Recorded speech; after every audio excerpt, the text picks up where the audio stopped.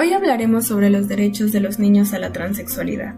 Este es un tema que se ha vuelto controversial en nuestros tiempos y por lo tanto es importante que todos estemos informados. Sin embargo, la transexualidad es un tema complejo, al que debemos irnos introduciendo a través del entendimiento de algunos conceptos básicos que seguramente ya hemos escuchado, pero que no utilizamos adecuadamente. Comencemos por el sexo. El sexo hace referencia a las características biológicas, genéticas, hormonales, anatómicas y fisiológicas. Al respecto del sexo, debemos saber que en México, este se le asigna a las personas solo tomando en cuenta los órganos sexuales externos, pasando a ser un dato que figurará en nuestra acta de nacimiento. Cabe mencionar que legalmente solo podemos ser identificados ya sea con el sexo femenino o masculino.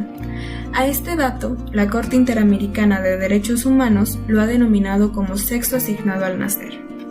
Ahora bien, el segundo término que debemos comprender es el género.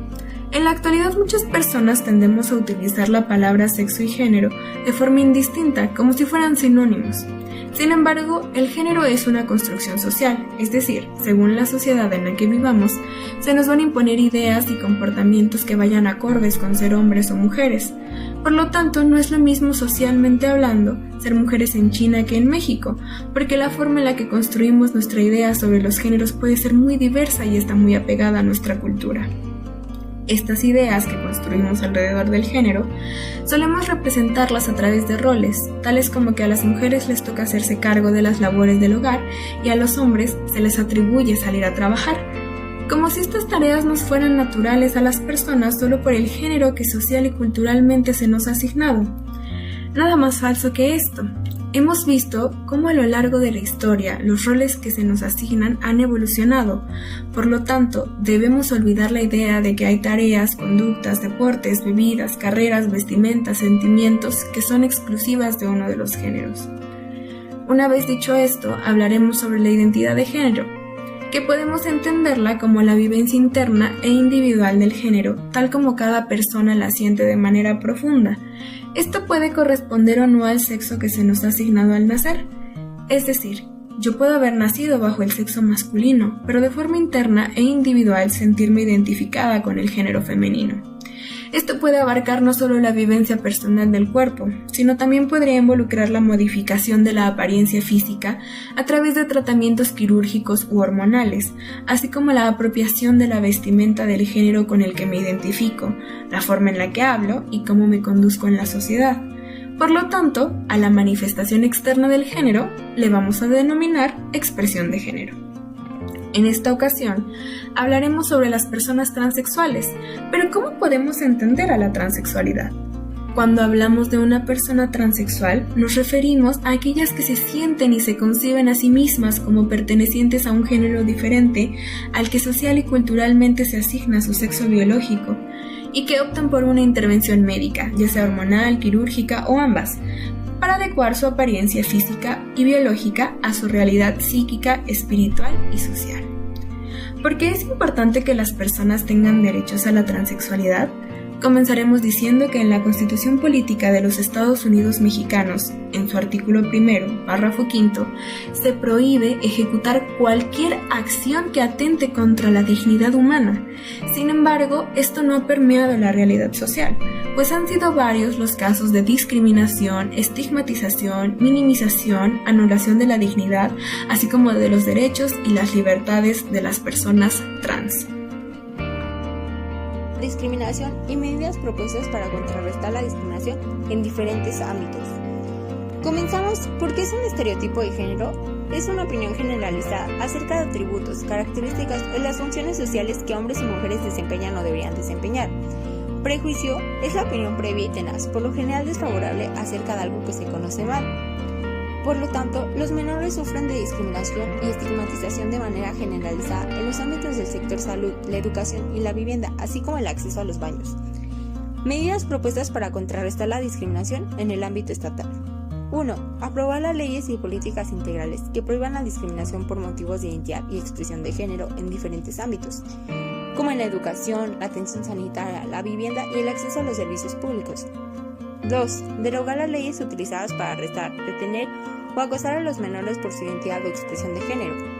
3. Incluir la identidad y la expresión de género entre las características protegidas contempladas en las leyes relativas a los delitos motivados por los prejuicios y el discurso de odio. 4. Reconocer jurídicamente la identidad de género de los menores en los documentos oficiales mediante un sencillo proceso administrativo basado en la autoidentificación sin requisitos abusivos. 5. Reformar las clasificaciones médicas nacionales e internacionales que consideran la transexualidad infantil una enfermedad.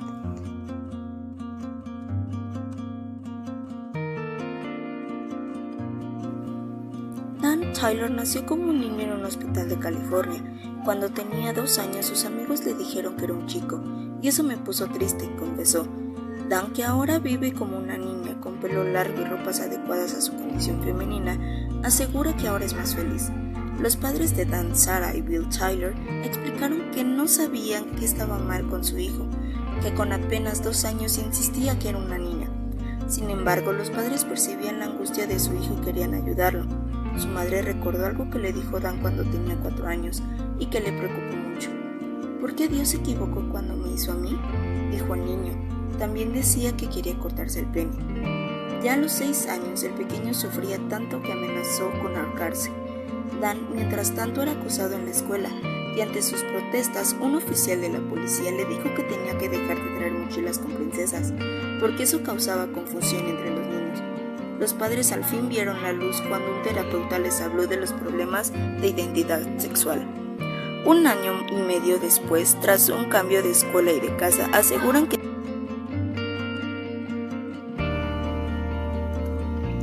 también es importante destacar en específico los derechos que tienen las personas trans, pues para entender, respetar la transexualidad hay que comprender que existen derechos los cuales nos obligan a cómo tratar a las personas así como a ellas.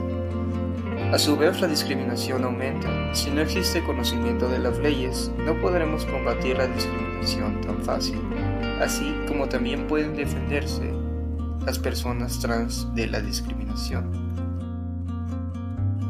Artículo 1, párrafo 5 de la Constitución Política de los Estados Unidos Mexicanos. Queda prohibida toda discriminación motivada por origen étnico o nacional, el género, la edad, las discapacidades, la condición social, las condiciones de salud, la religión, las opiniones, las preferencias sexuales, el estado civil o cualquier otro que atente contra la dignidad humana y tenga por objeto anular o menoscabar los derechos y libertad de las personas. Artículo 4, párrafo 8 de la Constitución Política de los Estados Unidos Mexicanos. Toda persona tiene derecho a la identidad y a ser registrado de manera inmediata a su nacimiento. El Estado garantiza el cumplimiento de esos derechos. La autoridad competente expedirá gratuitamente la primera copia certificada del acta del registro de nacimiento. Y para concluir, la Suprema Corte de Justicia de la Nación se ha pronunciado a favor del reconocimiento del derecho sustantivo a la igualdad jurídica de las personas transgénero, transexuales y transvesti, por medio a la protección de la autodeterminación, del derecho a la intimidad, de la propia imagen, de la identidad personal y sexual, como un conjunto de prerrogativas sustentadas en la dignidad humana, cuya realización efectiva resulta indispensable para el desarrollo integral de la persona.